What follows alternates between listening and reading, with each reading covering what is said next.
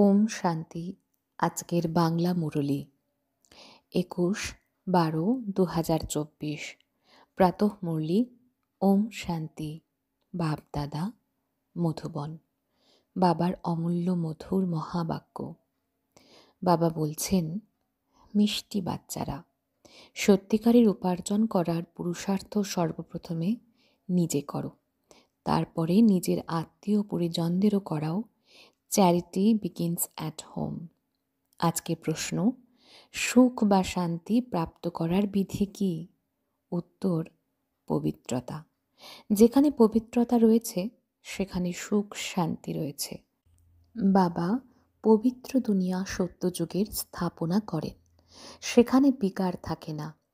যারা দেবতাদের পূজারী তারা কখনো এমন প্রশ্ন করতে পারে না যে বিকার ব্যতীত দুনিয়া চলবে কিভাবে। এখন তোমাদের শান্তির দুনিয়ায় যেতে হবে, তাই এই পতিত দুনিয়াকে ভুলতে হবে। শান্তিধাম ও সুখধামকে স্মরণ করতে হবে। ওম শান্তি। ওম শান্তির অর্থ তো বাচ্চাদের বোঝানো হয়েছে। শিব বাবাও ওম শান্তি বলতে পারেন, তো শালগ্রাম বাচ্চারাও বলতে পারে। আত্মা বলে ওম শান্তি। Son of silence father. শান্তির জন্য জঙ্গলে গিয়ে উপায় সন্ধান করতে হয় না।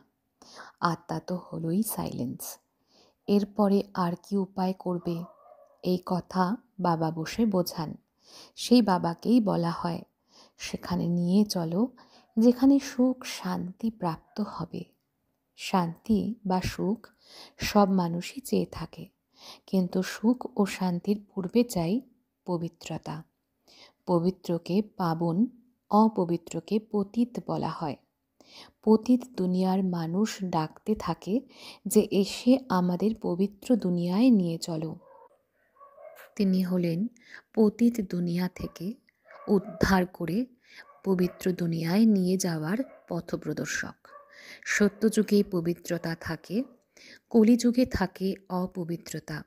ওটা হলো ভাইসলেস, অর্থাৎ পাপ রহিত নিষ্পাপ দুনিয়া। আর এটা হলো ভিশাস, অর্থাৎ পাপ পূর্ণ দুনিয়া। এই কথা তো বাচ্চারা জানে, দুনিয়া বৃদ্ধি হতেই থাকে। সত্যযুগ হলো ভাইসলেস দুনিয়া, তো অবশ্যই মানুষ কম থাকবে। সে কম সংখ্যায় কারা থাকবে? অবশ্যই সত্যযুগে দেবী দেবতাদের রাজত্বই থাকে, যাকে সুখের দুনিয়া বা সুখধাম বলা হয়। এটা হলো দুঃখধাম। দুঃখধামকে সুখধামে পরিণত করেন একমাত্র পরমপিতা পরমাত্মা। সুখের উত্তরাধিকার অবশ্যই বাবাই দেবেন। এখন সেই পিতা নিজে বলছেন, দুঃখধামকে ভুলে যাও, শান্তিধাম এবং সুখধামকে স্মরণ করো। একেই মন মনা ভব বলা হয়।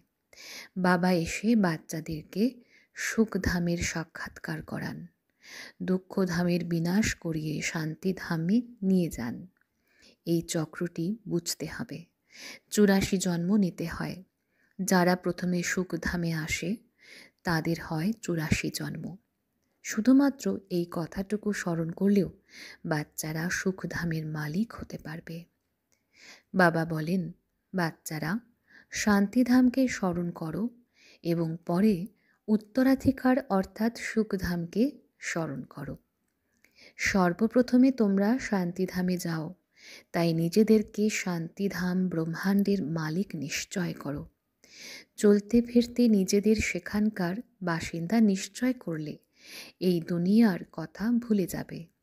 সত্যযুগ হলো সুখধাম, কিন্তু সবাই তো সত্যযুগে আসতে পারবে না। এসব কথা সেই বুঝবে যে দেবতার পূজারী হবে। এ হলো প্রকৃত উপার্জন, যা সত্যপিতা শেখান। বাকি সবই হলো মিথ্যা উপার্জন। অবিনাশী জ্ঞানরত্নের উপার্জনকেই প্রকৃত সত্য উপার্জন বলা হয়। বাকি বিনাশী ধন সম্পদ সবই হলো মিথ্যা উপার্জন। দাপর থেকে মিথ্যা উপার্জন করে এসেছ। এই অবিনাশী প্রকৃত সত্য উপার্জনের প্রালব্ধ সত্য যুগ থেকে শুরু হয়ে ত্রেতায় পূর্ণ হয়, অর্থাৎ অর্ধকল্প ভোগ করো। তারপরে শুরু হয় মিথ্যা উপার্জন, যার দ্বারা অল্পকাল ক্ষণভঙ্গুর সুখের প্রাপ্ত হয়। এই অবিনাশী জ্ঞানরত্ন জ্ঞানসাগরই প্রদান করেন। সত্য উপার্জন সত্য পিতাই করান। ভারত সত্য খণ্ড ছিল, ভারতই এখন মিথ্যা খণ্ড হয়েছে। অন্য খণ্ডগুলিকে সত্যখণ্ড মিথ্যাখণ্ড বলা হয় না। সত্যখণ্ড নির্মাণ করেন তিনি বাদশাহ, তিনি সত্য। সত্য হলেন একমাত্র গডফাদার, বাকিরা হলেন মিথ্যা ফাদার। সত্যযুগেও সত্য ফাদার থাকেন, কারণ সেখানে মিথ্যা পাপ কিছুই হয় না। এ হলো পাপ আত্মাদের দুনিয়া, ওটা হলো পুণ্য আত্মাদের দুনিয়া। অতএব এখন এই সত্য উপার্জন করার জন্য কত পুরুষার্থ করা উচিত। যারা কল্পপূর্বে উপার্জন করেছিল তারাই করবে। প্রথমে নিজে সত্য উপার্জন করে তারপরে পিতৃকুল এবং শ্বশুরকুলেও এই সত্য উপার্জন করাতে হবে। Charity begins at home. সর্বব্যাপীর জ্ঞান নিয়ে ভক্তি করা অসম্ভব। যখন সবাই ভগবানের রূপে, তখন ভক্তি কার করবে? তো এই পাঁক থেকে উদ্ধার করার পরিশ্রম করতে হবে। সন্ন্যাসীরা চ্যারিটি বিগিনস অ্যাট হোম করবে কিভাবে? প্রথমে তো তারা ঘর গৃহস্থের কথা বলতেই চায় না। তোমরা বলো, কেন বলো না? জানা তো উচিত, তাই না? বললে কি হবে? অমুক ঘরের ছিলে, পরে সন্ন্যাস ধারণ করেছ। আর বাচ্চারা তোমাদের জিজ্ঞাসা করলে তোমরা তো চট করেই বলতে পারো। সন্ন্যাসীদের অনেক ফলোয়ার্স থাকে, তারা যদি বসে বলে যে ভগবান এক, তবে তো সবাই তাদের জিজ্ঞাসা করবে কে তোমাকে এই জ্ঞান দিয়েছে। যদি বলে বিকেরা দিয়েছে, তাহলে তো তাদের পুরো ব্যবসা শেষ হয়ে যাবে। এইভাবে কে নিজের সম্মান খোয়াবে? তখন কেউ ভোজন দান করবে না। তাই সন্ন্যাসীদের বলার অসুবিধে আছে। সবচেয়ে প্রথমে তো নিজের আত্মীয় পরিজনদেরকে জ্ঞান প্রদান করে সত্য উপার্জন করতে হবে, যাতে তারাও 21 জন্মের সুখ প্রাপ্ত করে। কথা তো খুব সহজ, কিন্তু ড্রামায় এত শাস্ত্র, মন্দির ইত্যাদি থাকাটাও পূর্ব নির্ধারিত। পতিত দুনিয়ার মানুষ বলে, এখন পবিত্র দুনিয়ায় নিয়ে চলো। সত্যযুগ পার হয়ে গেছে, 5000 বছর হয়েছে। তারা তো কলিযুগের আয়ু লক্ষ বছর বলে দিয়েছে। তাহলে পরে মানুষ বুঝবে কিভাবে যে সুখধাম কোথায়, কবে হবে? তারা তো বলে মহাপ্রলয় হয়, তারপরে সত্যযুগ হয়। সর্বপ্রথমে শ্রীকৃষ্ণ শিশুরূপে পায়ের আঙুল মুখে দিয়ে অশ্বত্থ গাছের পাতায় আসেন। তারা কোথাকার কথা কোথায় নিয়ে গেছে। এখন বাবা বলেন, ব্রহ্মার দ্বারা আমি সব বেদ শাস্ত্রের সার বলি। তাই বিষ্ণুর নাভি কমল থেকে ব্রহ্মাকে দেখানো হয়েছে এবং তারপরে হাতে শাস্ত্র দিয়ে দিয়েছে। এবারে ব্রহ্মা তো নিশ্চয়ই এখানে থাকবেন। সূক্ষ্মবতনে তো শাস্ত্র থাকবে না, তাই না? ব্রহ্মা এখানেই থাকা উচিত। বিষ্ণু লক্ষ্মীনারায়ণের রূপও তো এখানেই হয়। যিনি ব্রহ্মা তিনিই বিষ্ণু হন, তারপরে বিষ্ণু আবার পরে ব্রহ্মা হন। এবারে ব্রহ্মা থেকে বিষ্ণুর উৎপত্তি হয় নাকি বিষ্ণুর থেকে ব্রহ্মার, এইসব বুঝবার বিষয়। কিন্তু এই কথাগুলো বুঝবে সে যে ভালোভাবে পড়াশুনো করবে। বাবা বলেন, যতক্ষণ না তোমাদের দেহ ত্যাগ হচ্ছে ততক্ষণ বুঝতেই থাকবে। তোমরা একেবারে 100% বোধহীন কাঙাল হয়ে গেছো। তোমরাই বুদ্ধিমান দেবী দেবতা ছিলে, এখন পুনরায় দেবী দেবতায় পরিণত হচ্ছ। মানুষ তো তা বানাতে পারে না। তোমরা সেই দেবতা ছিলে, তারপরে 84 জন্ম নিতে নিতে একদম কলাহীন হয়ে পড়েছ। তোমরা সুখধামে খুব সুখে শান্তিতে ছিলে, এখন অশান্তিতে আছো। তোমরা 84 জন্মের হিসেব বলে দিতে পারো। ইসলাম, বৌদ্ধ, শিখ, খ্রিস্টান, মঠ, পথ, পন্থ সব কত জন্ম নেবে? এই হিসেব করা তো সহজ।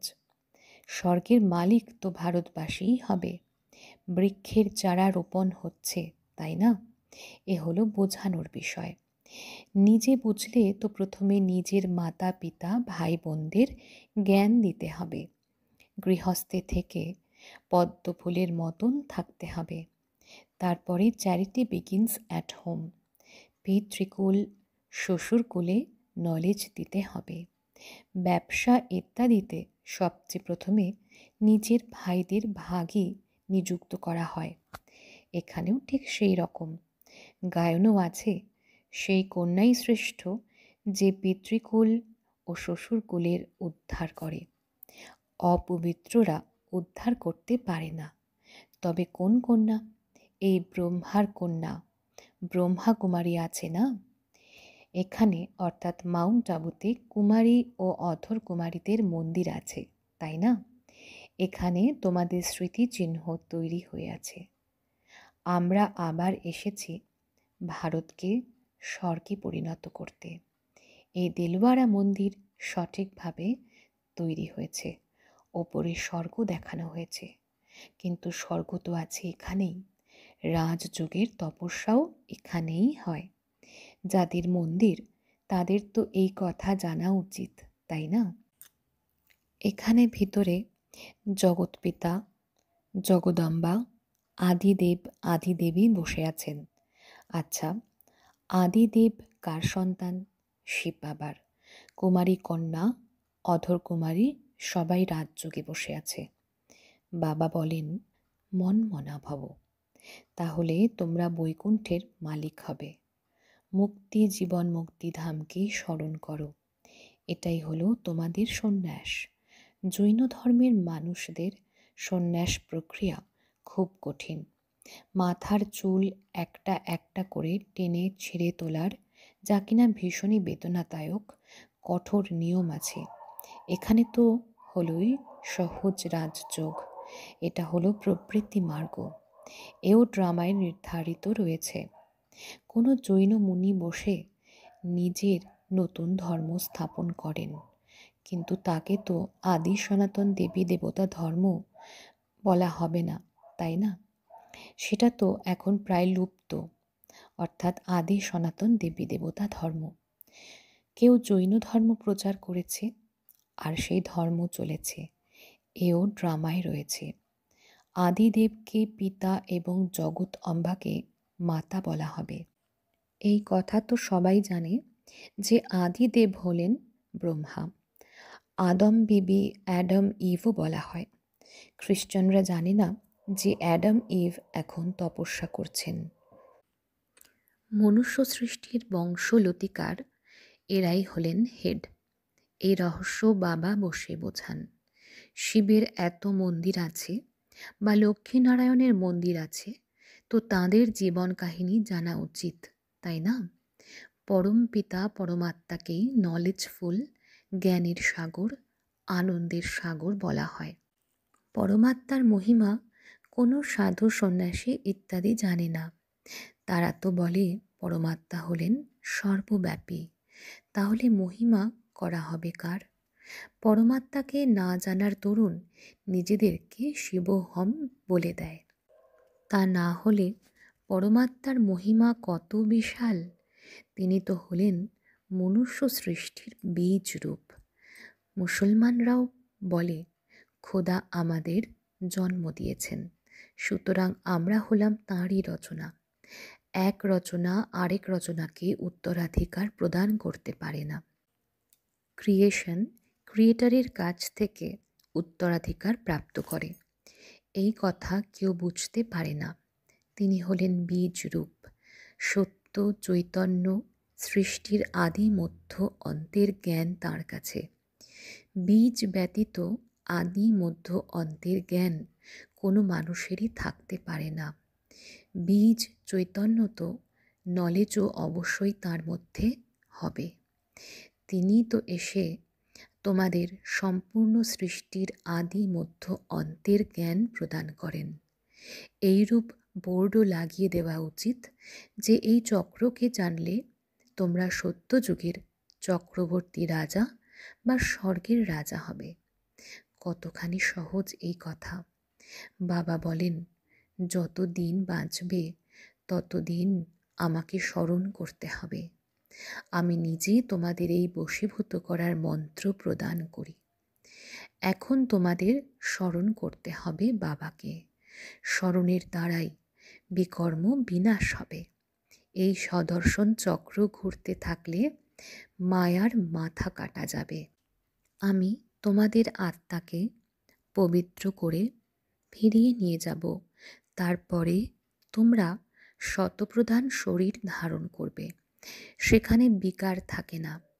তারা বলে, বিকার না থাকলে সৃষ্টি চলবে কিভাবে? তাদের বলো, তোমরা বোধহয় দেবতাদের পূজারী নও। লক্ষ্মীনারায়ণের মহিমা বর্ণন করা হয় সম্পূর্ণ নির্বিকারী। জগদম্বা জগৎপিতা হলেন নির্বিকারী। রাজযোগের তপস্যা করে পতিত থেকে পবিত্র স্বর্গের মালিক হয়েছেন। তপস্যা করাই হয় পূর্ণ আত্মা হওয়ার জন্য।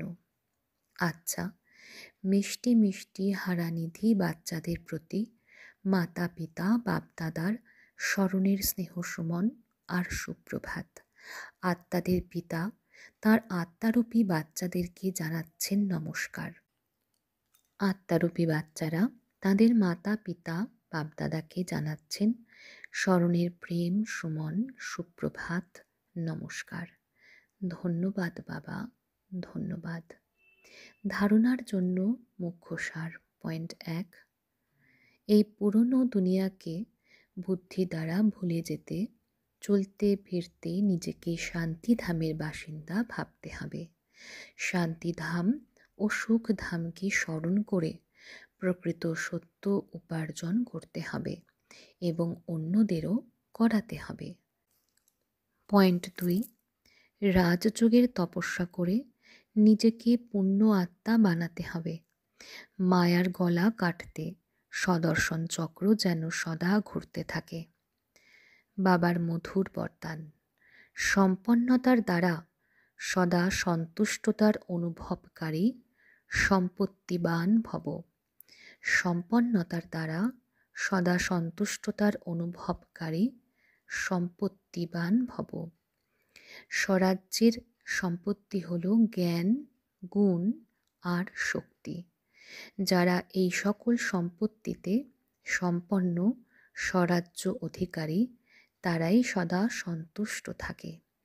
তাদের কাছে অপ্রাপ্তির নাম লক্ষণ নেই। লৌকিকের ইচ্ছাগুলিরও অবিদ্যা।